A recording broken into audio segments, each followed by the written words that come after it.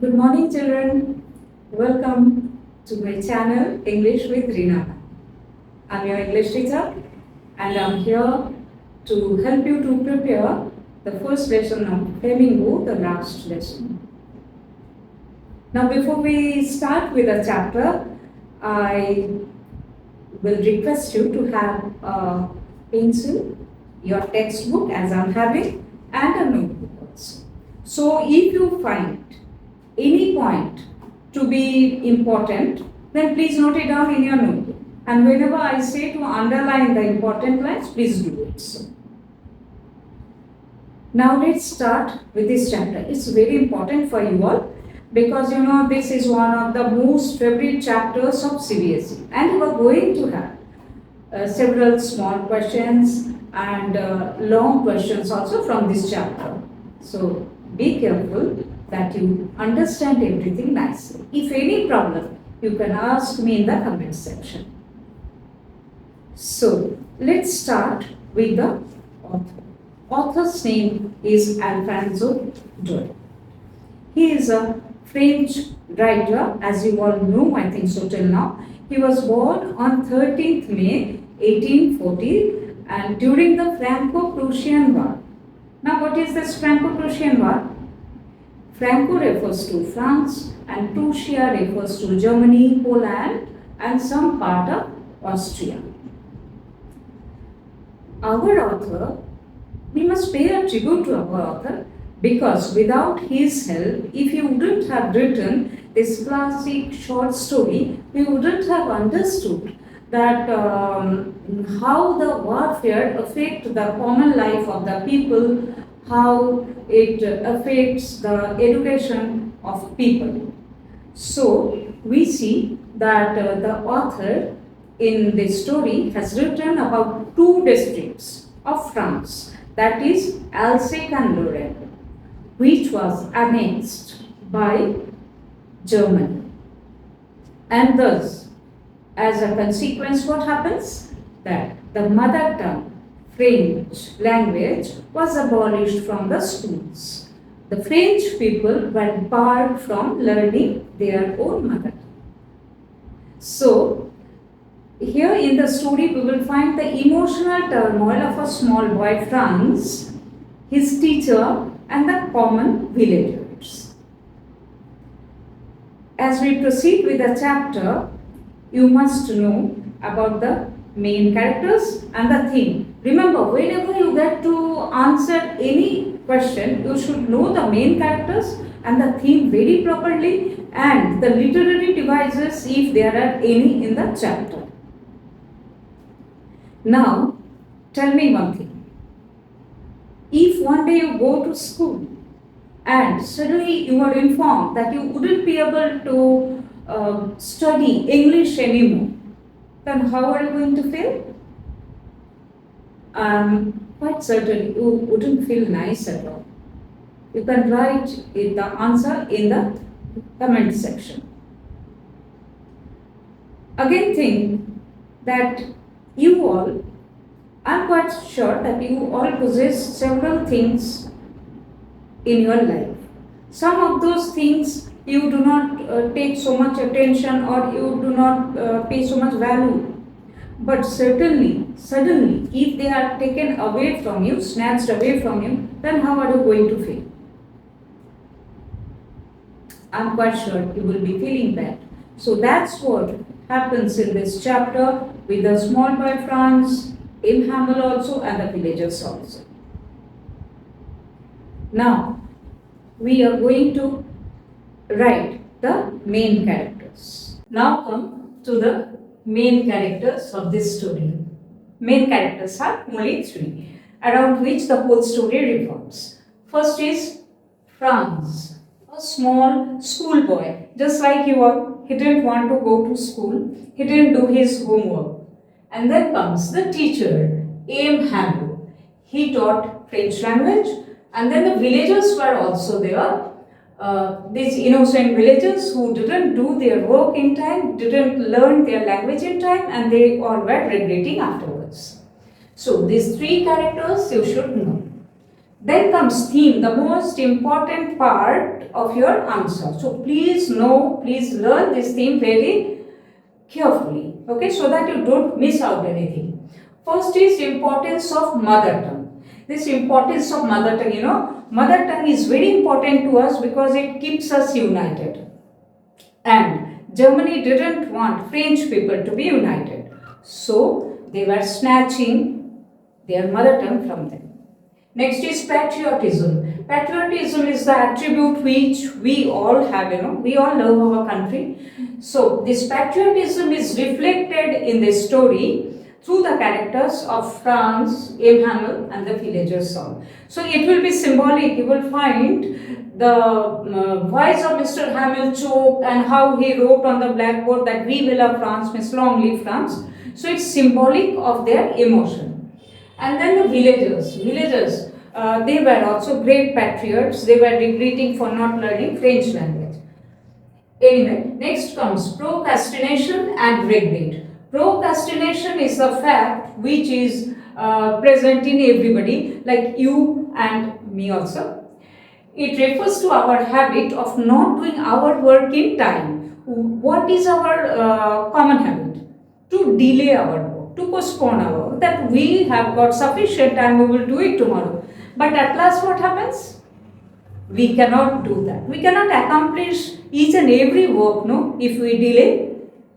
And then what happens? We regret. Like you do not do your studies in proper time, and afterward during the exam you all will regret why we haven't done that. So procrastination is really bad. Next comes linguistic chauvinism. This linguistic chauvinism is very important in this chapter, which you should all mention in your answers, because your answers will rotate around all these points. So theme is very important. Then comes linguistic chauvinism. It refers to the fact that one is prejudiced of his own language.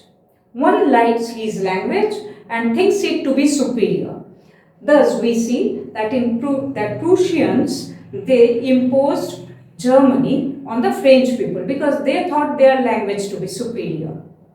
Then comes horror of war. Here, in this whole chapter, we will find the horror of war on the emotions of people and how it affected the education of the common people. Now, please follow the book. Let's do from the book. Have a pencil with you, okay?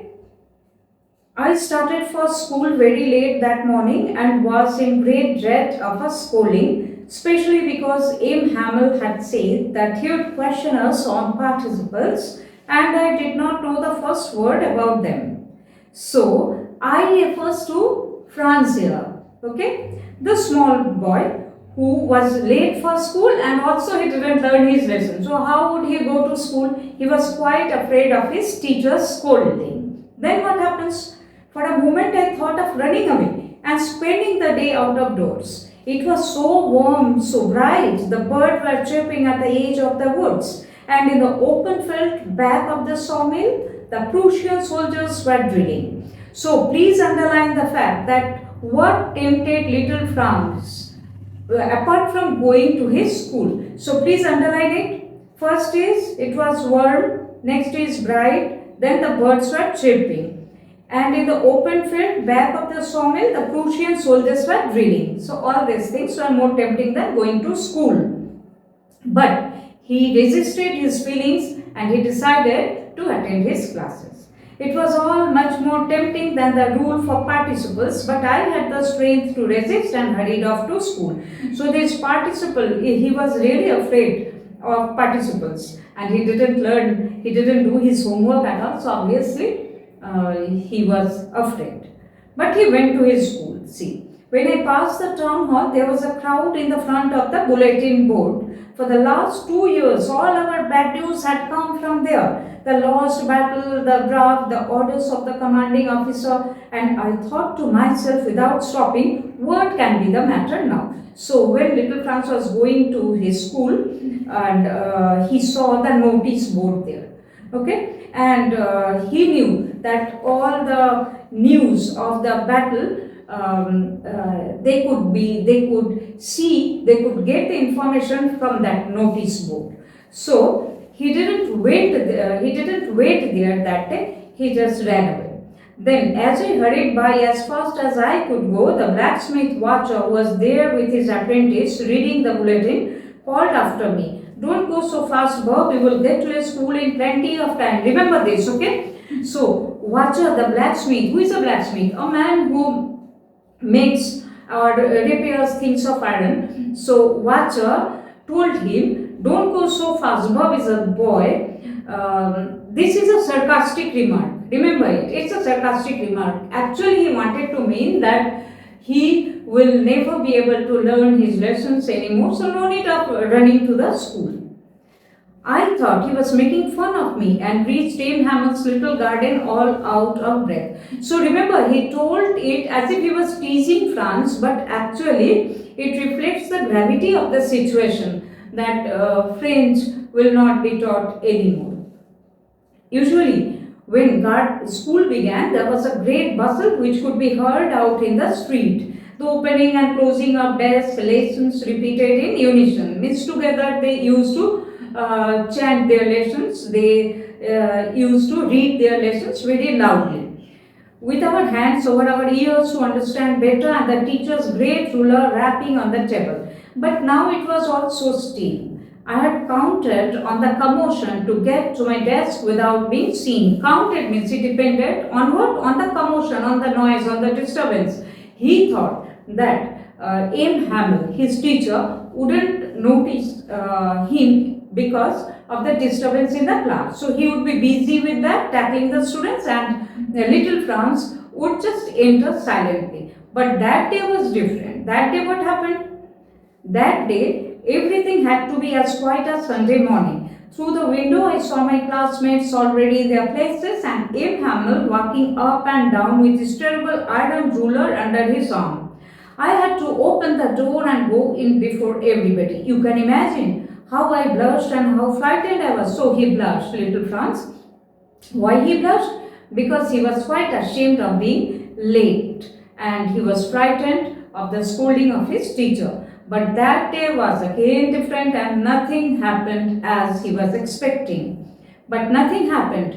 Abe Hamill saw me and said very kindly, go to your place quickly, little Franz. We were beginning without you. So the teacher was beginning without Franz. And see how sympathetic he sounds that day. I jumped over the bench and sat down at my desk. Not till then, when I had got a little over my fright, did I see that our teacher had on his beautiful green coat, his frilled shirt and the little black silk cap all embroidered that he never wore except on inspection and prize days. So remember how that day was different from all other days. From here, obviously we'll get some questions. So please remember, at first you saw that there was no disturbance in the class. And then you see the dress of M. Hamill. Okay, it was special. He was wearing the special dress which he wore only on Sundays except on inspection and prize days. Okay, on these days he wore. Besides, the whole school seemed so strange and solemn. Solemn is what? Serious. So the whole school, the whole class seemed to be very serious. No disturbance, no shouting, nothing.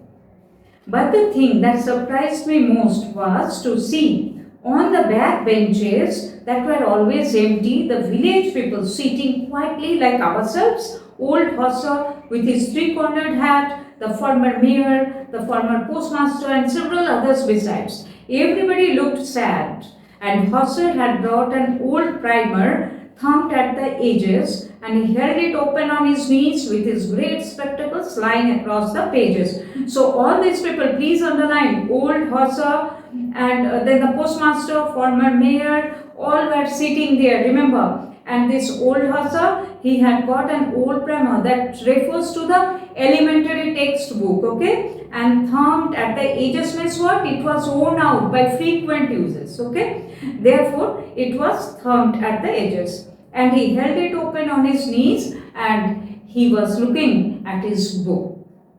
While I was wondering about it all, Abe Hamill mounted his chair and in the same grave and gentle tone which he had used to me said, "My children, This is the last lesson I shall give you. The order has come from Berlin to teach only German in the schools of Alsace and Lorraine. The new master comes tomorrow. This is your last French lesson. I want you to be very attentive.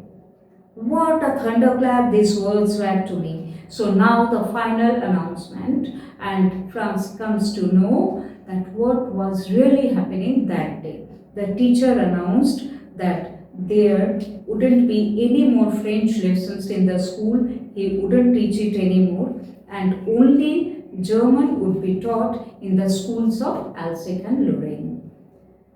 Oh, the wretches, that was what they had put up at the town hall. Now Franz realizes that what notice had come there in the town hall. My last French lesson. Why? I hardly knew how to write. I should never learn anymore. I must stop there then. See, now this is the result of procrastination here.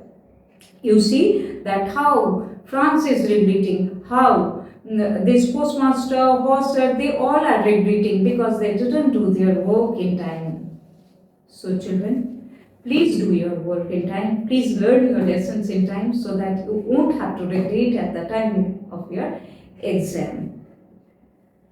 I should never learn anymore. I must stop there then. Oh, how sorry I was for not learning my lessons. Please underline it, okay? Why didn't he learn his lessons? Seeking birth shapes, going, sliding on the sod. My books that had seemed such a nuisance a while ago, so heavy to carry, my grammar and my history of the saints were old friends now that I couldn't give up. So, he felt he was quite attached to his grammar books, to all other books, and he didn't want to give them up. And Abe Hamel too, the idea that he was going away, that I should never see him again, made me forget all about his ruler and how cranky he was. So see, this is the relationship between a student and a teacher. So here we see Franz, who was so afraid of his teacher's scoldings, and now he was feeling sad to think that his teacher wouldn't teach him again. Poor man. It was in honor of this last lesson that he had put on his fine Sunday clothes. And now I understood why the old men of the village were sitting there in the back of the room. It was because they were sorry too that they had not gone to school more. It was their way of thanking our master for his 40 years of faithful service and of showing their respect for the country that was theirs no more. Please underline it, these lines, that they had come to pay a tribute to their teacher for his dedicated service for 40 years. Okay, so it's not a short time. 40 years is a long time he had devoted to his students. So please underline it.